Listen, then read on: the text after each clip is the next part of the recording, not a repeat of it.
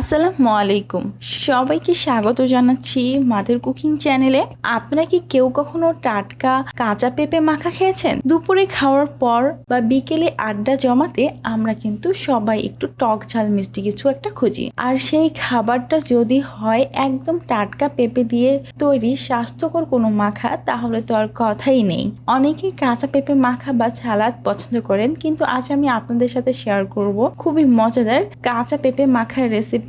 কাঁচা মরিচ, তেঁতুল আর লেবু দিয়ে মাখানো এই পেঁপে মাখাটি দেখলে যে কারোরই মুখে পানি চলে আসবে।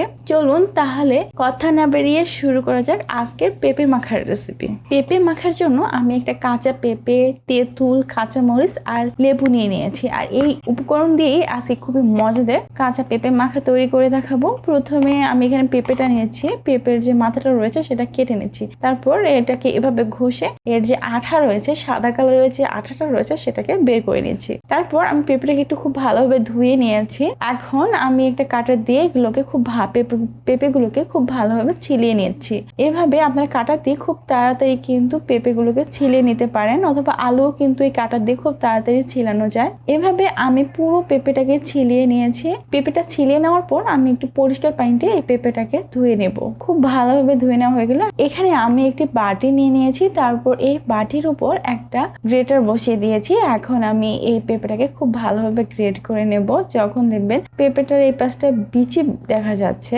তখন আমি এটাকে একটু মাছ বরাবর কেটে নেব, যেহেতু পেঁপেটাতে বিচি আছে। আর আমি ভেবেছিলাম পেঁপেটা হয়তো জ্বালা ছোট ছিল, যার কারণে ভিতরে হয়তো খুব বেশি একটা বিচি থাকবে না। যেহেতু পেঁপের ভিতরে অনেক বিচি দেখা যাচ্ছে, তাই আমি মাছ বরাবর কেটে এই পেঁপের বিচিগুলোকে বের করে নিচ্ছি। পেঁপের বিচিগুলো বের করা হয়ে গেলে আমি আবারও এই চাশনির মধ্যে এই পেঁপেগুলোকে খুব ভালোভাবে গ্রেট করে নেব। আমি বেশ কিছুক্ষণ সময় ধরে এই পেঁপেগুলোকে খুবই ভালোভাবে গ্রেট করে নিয়েছি। এই পর্যায়ে দেখুন পেঁপেগুলো কিন্তু খুব ভালোভাবে গ্রেট করা হয়ে গেছে। আর এইভাবে গ্রেট করে আপনারা চাইলে কিন্তু বটির মধ্যে কুচি করে কেটেও এই পেঁপে মাখাটা তৈরি করতে পারেন। এখন আমি এখানে একটি লেবু নিয়েছি আর লেবুর মাথাগুলোকে এভাবে কেটে দিচ্ছি। তারপর লেবুটা মাঝ বরাবর কেটে নিচ্ছি।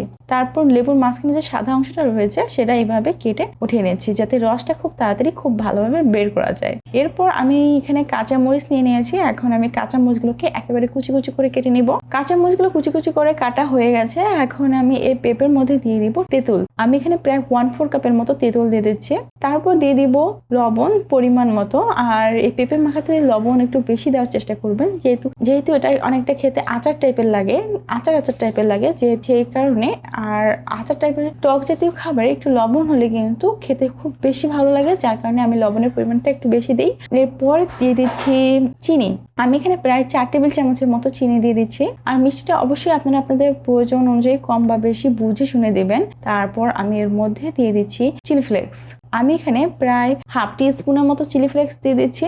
যেহেতু আমি কাঁচা মরিচ ইউজ করেছি, তাই চিলি ফ্লেক্সের পরিমাণটা একটু কম দিতে হবে। দিয়ে দিচ্ছি ধনিয়া গুঁড়া 1/2 টিস্পুন। তারপর দিয়ে দিচ্ছি গোলমরিচের গুঁড়া 1/2 টিস্পুন। আমি কিন্তু এখানে ভাজা ধনিয়া আর ভাজা গোলমরিচের গুঁড়া ইউজ করেছি।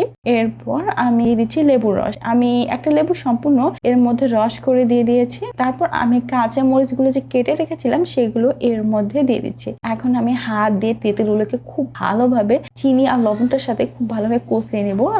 আর তেঁতুলটা খুব ভালো কষলিয়ে নেওয়ার পর আমি পেঁপের সাথে এগুলোকে আস্তে আস্তে করে মিশিয়ে নেব। দেখুন আমি এগুলোকে খুব ভালোভাবে মেখে নিচ্ছি। অবশ্যই এই পেঁপেটাকে খুব ভালোভাবে এইভাবে চটকে মেখে নিতে হবে, এতে করে কিন্তু এই পেঁপে মাখাটা খেতে ভীষণ মজার হবে। দেখুন এই পর্যায়ে আমার পেঁপে মাখা কিন্তু একেবারে রেডি। আর লবণ দেওয়ার কারণে পেঁপেটা কিন্তু কিছুটা পানি ছেড়ে দিয়েছে।